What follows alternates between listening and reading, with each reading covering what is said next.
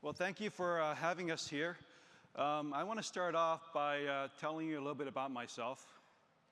So I was born in China in a small town called Changshu. It's about 2 hours away from Shanghai. And just a couple years ago, I got the opportunity to bring my family to the town. And here's a picture of my family in front of the house that I grew up in. And that front door of the house, when I grew up, was never locked. We didn't have a need to lock that door because we knew all the neighbors, we knew the kids, we knew the parents, and we certainly knew when a stranger came to town. But that all changed in 1980 when my parents decided to immigrate to the US, and we landed in New Jersey. Living in New Jersey was a little bit different. You know, we started to lock our doors, and not because there were a lot of criminals, but just because we didn't really know many of our neighbors. So it was just really the sensible thing to do to lock that front door. How many of you guys lock your front doors when you leave? I mean, pretty much everybody. It's just a sensible thing to do. Today, I want to talk to you about a different front door. And that front door is the front door to our connected homes. You see, all the traffic to our connected homes goes through that little Wi-Fi router that we have in there. So that Wi-Fi router is really the front door to your connected homes. And in that connected home environment, we're only one IP address away from pretty much everybody in the world. And there are some nice people out there that are neighbors, but we also know that there are some not so very nice people out there. So wouldn't it be the sensible thing to do to lock that front door? And I think you, as cable operators, are at the forefront of that opportunity to be able to provide a service to lock that front door. Now, I want to ask you another question.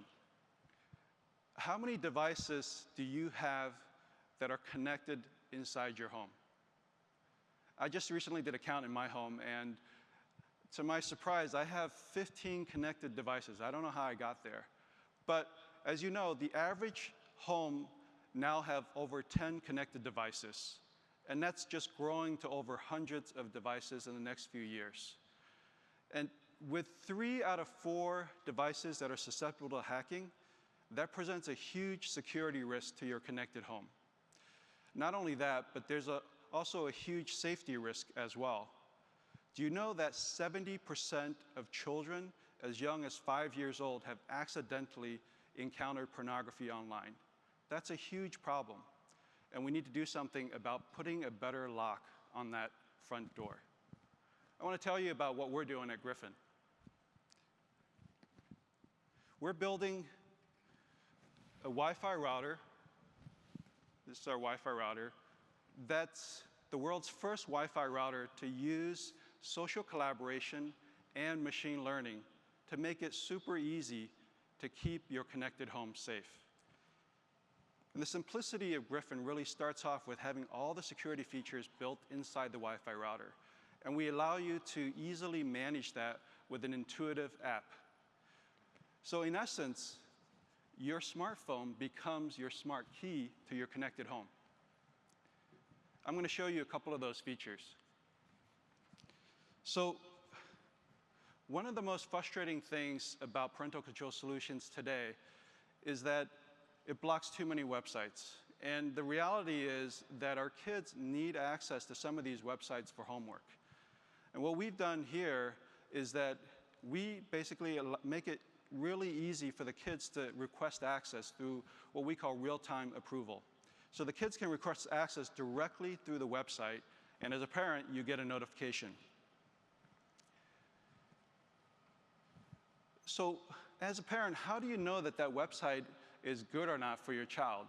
Well, what we've done is we've incorporated a social collaboration feature called crowd ranking. So what that is we're aggregating the approval ratings for all the parents. So we give you that information to help you make a better decision about that website, whether it's good or bad. So in this case, it's my daughter's requesting Match.com, which is not a good website, so I'm going to deny that access. There you go. And the response is in real time. She knows that I declined the access in real time. The other feature that we want to show today is what we call intelligent intrusion detection. And what we're doing there is we're using machine learning. And I know a lot of people are talking about machine learning for various different things. But it's a really good tool to learn about the different patterns. And it turns out that a lot of these IoT devices do very specific things on the home network. And we use that information basically to be able to learn what's the normal traffic pattern for these IoT devices. And when we detect that something abnormal has happened, we lock it down, and then we let the user know that something has happened on the network. So Arup, our CTO here, is going to try to hack one of the devices. He's a part-time hacker. And you see, you get a notification, and now the device is locked out, and the user knows that something has happened on the network. So what we're doing here with social collaboration and machine learning, all these things are really tools to help us to make something that's really simple to use for the end user. Now, we talked about the problem, and going back to the presentation, we talked about a solution. How do we know that there's awareness out there? How do we know that there's going to be traction out there for the end consumer to want something like this? Well, it's interesting because on today's paper on USA Today, actually it says that 34% of parents worldwide have discovered their child visited an inappropriate website. And we know that as a parent, and if you're a parent out there, as a parent, we're struggling with managing internet activities of our children on almost a daily basis. So there's awareness in the home that we need a better solution. And on a national level,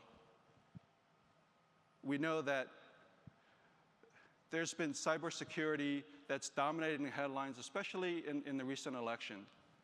And also, we know that there was an attack last November, I believe, that pretty much took out the whole East Coast. And that was because it was a bunch of IoT devices like your webcams and your DVRs that were hacked, and that were doing a denial of service attack on a DNS server. And also, just recently, Congress has called on the FTC, the Federal Trade Commission, to do more about bringing awareness to the consumers about the security and privacy risks that all these IoT devices are posing. So what does that mean for us? Well, this growing awareness, I believe, is really relevant to all of us here, because we are providing solutions to these consumers. And as this awareness grows, we can take advantage of that to be able to provide better service, to be able to give the end users, your customers, a solution to help them better manage their home networks. And we'd love to talk to you more about the Griffin platform and how we can use that to help your customers and help you to help monetize these services. Now, going back to the front door analogy, opportunity is knocking. Let's go out there and put a better lock on our front doors. Thank you.